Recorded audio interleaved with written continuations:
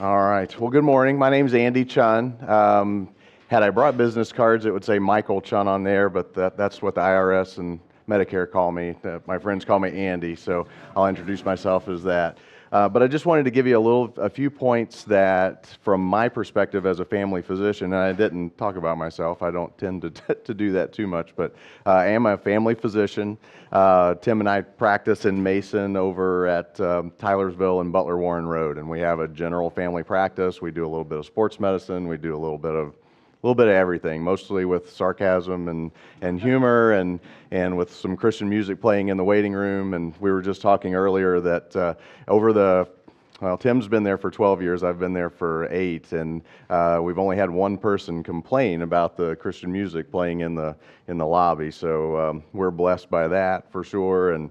But we come at things a little bit differently than maybe another physician might. We have a little bit different perspective on the big picture. So a couple of points, and I apologize for the very sketchy notes today. Feel free to write your own notes. They'll be a lot more legible than mine. But these are kind of the bullet points of things that I think about and talk about when people come in talking about dealing with and caring for elderly parents. The first thing I wrote on there, the biblical precedent, certainly 1 Timothy is a perfect reference there. Also, in the Ten Commandments, we're commanded to honor our parents. And then also in John 19, that's the reference where Jesus links his mother with John, and he was worried about and concerned about the care of his mother, even at his own death. So definitely it's a biblical precedent and a very spiritual thing to do to care for our parents. The first thing you need to do is talk to your parents. Some of us are estranged from our parents, and while that's sad, it happens. My parents and I are not super close. We don't do everything together, but I know most of the finer points of what's going on in their life from a health standpoint. But it's a good idea to get to know a little bit about what's going on with them. Find out what they have. What kind of medical conditions do they have? Diabetes, high blood pressure, cholesterol, cancer, for goodness sake, Parkinson's, dementia. Those kind of things are important things to know. And there are treatments that go along with that. And you don't have to be an expert in the treatment of those conditions, but you ought to at least know, does Dad take shots? Does he take insulin every day? Or does he take an aspirin and that's it? It just helps to be somewhat familiar with that. Also, find out who their doctors are. If you're going to have to start to be involved, find out who they see. Do they see a oncologist? Do they see an endocrinologist for their diabetes or their thyroid problem or something? Just so you're not caught off guard, just so you can figure out, am I going to have to drive to downtown Cincinnati to go to the doctor's office, or is it down the street? And or does my doctor still make house calls? Probably not, but they might. Then there's the whole world of insurance. I hate insurance. Sorry I saw Nick walk in. He sells insurance. I like life insurance. I hate health insurance. Better. It's constantly changing. It is almost impossible to understand when you deal with it every single day, and much less when you are jumping into a beast of Medicare and all the whatever they call it these days, the exchange programs and all of that. It is very hard to figure all of that stuff out. It's extremely frustrating. It's frustrating for your parents. It's frustrating for their doctors, and it's frustrating for you trying to figure that out. So it takes some time. It takes some effort. Just warn you ahead of time to be familiar with that. And then HIPAA, while that's just a very minor thing, if you're going to start helping your parents with their health care, you need to have them give their doctors permission to talk to you. While that may sound very silly, and it is, and that's what happens when we allow others to have control over our rights, you have to have permission to get health information for your parents. So you need to talk about those things. I know, did you say next week is the sibling thing, or today, the next person after me is going to talk about sibling responsibilities and all of that. That's very, very important to talk about those things. Have your painful family meetings that, probably not a whole lot different than Thanksgiving for some of us. So probably ought to have a different time, different setup for that, but those can be hard. Who lives out of town? Who lives in town? What does that mean? There are a lot of hard feelings that are created because we don't talk about those things. And so talk about that ahead of time. The other thing that I deal with a lot is an elderly person's level of independence. And a lot of times the doctor gets approached about this because I don't want to talk to mom and dad about their driving. I don't want to talk to mom and dad about moving to somewhere that's more manageable. And I get the nod, hey, do you mind saying dad can't drive anymore? Or, I do sometimes, and sometimes it's as simple as, hey, how many fingers am I holding up? Okay, you can't drive anymore, and sometimes it's, hey, do you know how to, talking to the kids, do you know how to unhook the battery in the car, or something like that? But no, there are channels to go through to decide. The BMV can help you decide, because you can do testing that is very objective, and if you don't pass the driving test, you don't get to drive anymore legally. But that can be a huge strain on a relationship, and it's a huge threat to independence and comfort for people that are aging, because for most people, they've driven since they were 16, and they may have driven since they were 12 if they lived on a farm, or younger, and so that's a huge change in their life, to be reliant on someone else to take them somewhere, or that they're basically grounded until someone comes and picks them up, and that's a big part of aging. Also, paying bills and living arrangements. Are you going to live with a child, or are you going to go to a home or to a assisted living? Fortunately, there are just infinite possibilities as far as that goes these days, depending on how much money you have and what opportunities are in your community. But those are hard decisions to talk about. The family home. What do you do with the house that you grew up in and is now potentially going to be empty? I saw this up on the board. Was that last week, the power of attorney and all that? I won't talk about that, but those are hard discussions to have. But talking about the legal aspects of making decisions when someone's incapacitated, that's a hard conversation to have, but it's very, very important to have that conversation ahead of time. It's 10 times harder or 100 times harder to have that conversation when mom or dad is incapacitated, and then all of a sudden we're having a family meeting in a hospital waiting room about what to do. That needs to happen ahead of time. They're hard, but it is extremely important. You've already talked about hospice, and Dr. Linker's dad was ministered to through hospice. My grandparents have used hospice. My wife's grandparents, great-grandparents have used hospice. It's a fantastic organization and process, and it doesn't just mean you're taking your last breath. It's the entire process that can occur weeks, months, and even years ahead of time. And I've not heard a negative thing about people who have used the hospice services. I'm sure there are some negative things out there, but the vast majority of the time it is a positive, comforting, supportive situation. And so many times the perception is that, hey, we're just writing you off. We're just, you've got an expiration date on you, and it's a loss of hope, and it's really not that way at all. Long-term care decisions, I encourage you to discuss, is that an option as far as a decision? Do you go into what's called a nursing home or a long-term care facility?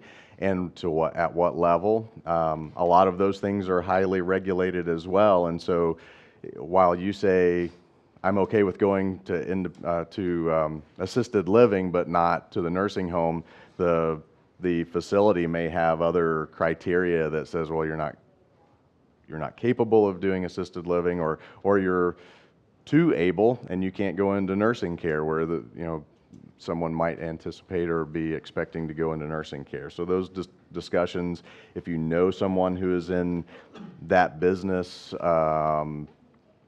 many nursing home administrators are happy to sit and talk with you about the process and what that means. And most of them, while they want full beds in their facilities from a business standpoint, most of them will talk to you about the appropriateness of one facility over another, and they have connections, throughout your area to be able to say this one's appropriate, this one's not appropriate. You may want to look into this place versus that place. So once again, I think the overriding theme on all of these things, they tend to be uncomfortable conversations because we're talking about a loss of independence and a realization of our mortality and things. And fortunately for Christians, part of that is, hey, we get to go home. Some of us are wanting to get there faster than others, and looking forward to that more than others. And that's just our individual comfort levels and outlook on life. And so those conversations need to happen sooner rather than later.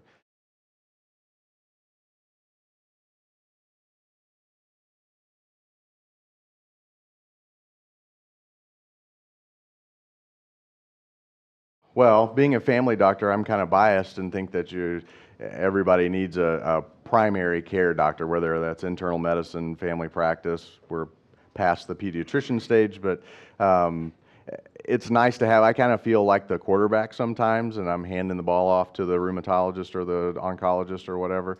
But I tend to get everybody's information. So I get the report from the cardiologist and the oncologist, and so I at least have a cursory amount of information to help make some of those decisions. So that can be a help. I will tell you that that's a cumbersome task to try to gather all that stuff in. So it's not easy, and it takes some time. And if you do go to your family doctor with that need in mind, I would recommend talking to the receptionist or the scheduling person and tell them, hey, this is probably going to be a long appointment. So, have them schedule that appropriately. In my office, we talk to our staff all the time about, if someone's coming in, and this is just classic, and I don't mean to be offensive. I'm not going to say anything offensive, but don't want to step on any toes, but someone that comes in that may be 75, 80 years old, and they're coming in for follow-up, and they put them in a 10 or 15 minute slot. I'm like,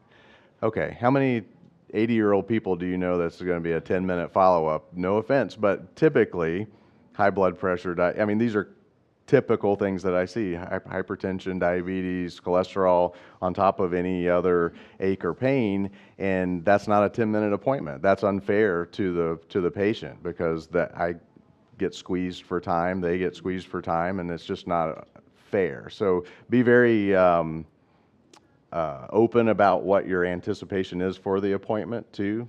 So this is going to be a long appointment. You might as well schedule us for a bigger time slot. And most offices are aware of that and accommodating of that.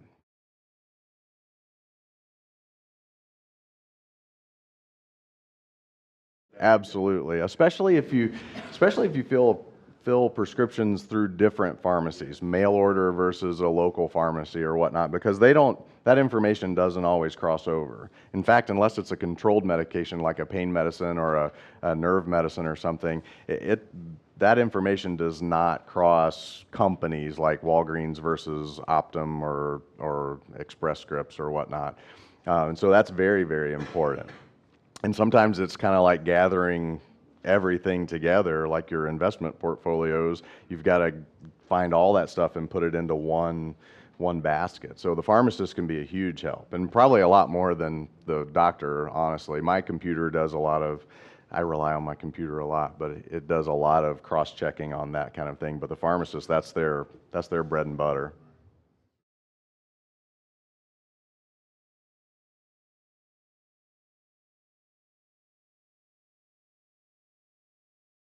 it gets really muddy because medical science has come to a point where we can just not let you die.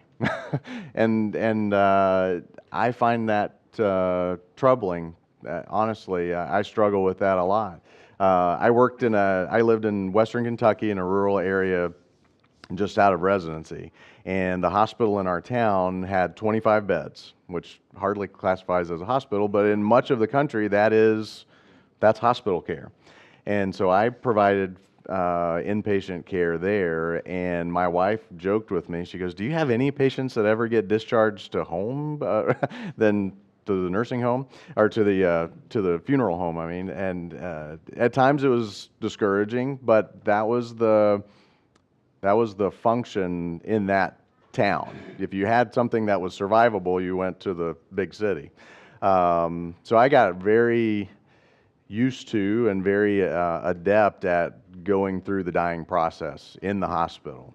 And so the term pulling the plug or withdrawing care or whatever, however you want to say that, is a difficult decision. That's why you have to talk about it ahead of time, because nobody wants to make that decision when you drive in from out of town because mom had a stroke and we don't know what the next step is and you've never talked about it before.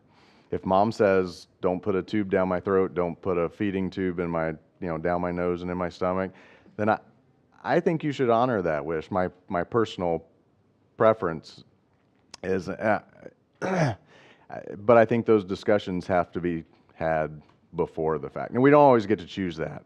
You turn right out of here onto the street and get hit, you didn't get a chance to make have that discussion. So hopefully your demeanor and your life philosophy has been evident up to that point to kind of know. But I agree, it's a hard decision to make, God's will versus that's hard. I think that's very hard. Every case is a little bit different, not to say there's situational ethics, but you have to look at the big picture. I'm always looking at quality of life after the fact. What is this going to mean? Is this going to mean total care, no interaction afterwards, but we're alive, we're just hearts beating and we're breathing, or is it more meaningful than that? Yes. Right. And things are much different now because we always try to refer to the Bible as a guide. There was no life support back then. Jesus and Lazarus, that was about as that was yeah. So that was ACLS back then, was Arise, and so there's not a lot of help from a specific standpoint about, yes, shock me or don't shock me, yes, tube me or don't tube me. I think just the overarching idea of respecting life and respecting living, not just life, heartbeats and that, but living as well.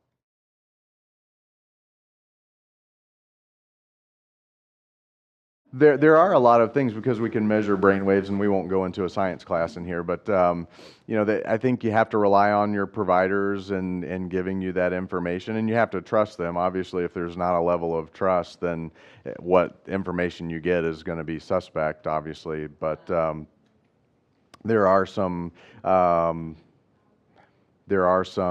ways to monitor that. And honestly, and I don't know if they talked about it yesterday or last week with the hospice care, but hospices are dying is a natural process, and the vast majority of the time, without painful conditions, cancers and trauma, auto accidents, and things like that, dying is actually very peaceful. And it's very natural. Our bodies are built to do that, and most of the time it's okay. The pain is usually here in the heart by the survivors.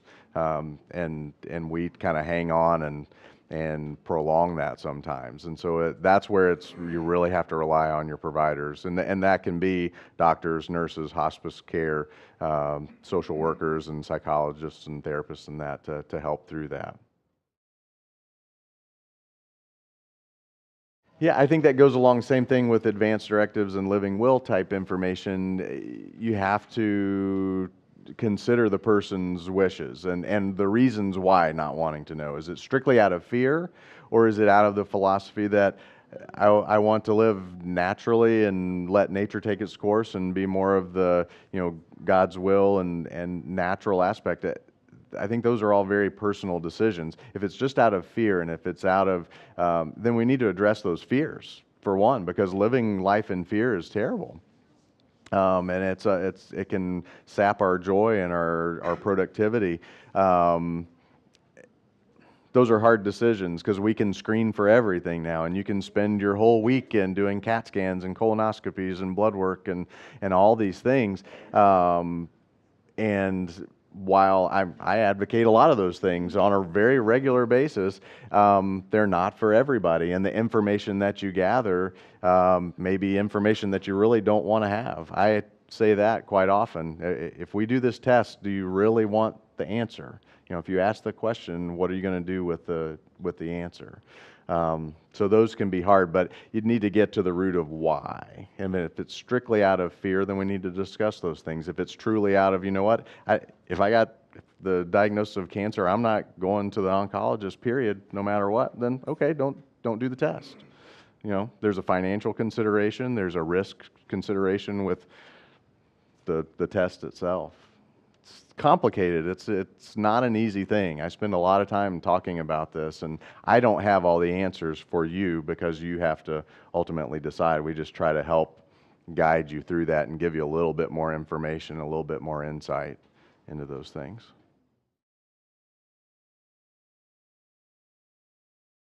Yeah, those are very hard decisions or answers. You hear people talking about how long someone has to live in any condition, whether it's cancer or heart failure or whatever. And it's never you're going to die on Tuesday at 2:00. It's always, well, you have 3 to 6 weeks, you have 3 to 6 months, you have a year to live or whatnot. And those are just statistics. We compile all these statistics and we say, most people in your situation, this is what happens to the bell-shaped curve in the middle. This is what most people do. And so that can be hard. There are certain things like providing nutrition, providing hydration, those kind of things that can prolong the process. But they can also provide comfort, what we call comfort measures, providing pain control, so we're not this withdrawing care and knowing that they're not in pain. There are certain things that we're relatively sure about that if you're in this state, that is a suffering state, and so we want to help relieve that, but not impact the natural course of whatever is causing the dying.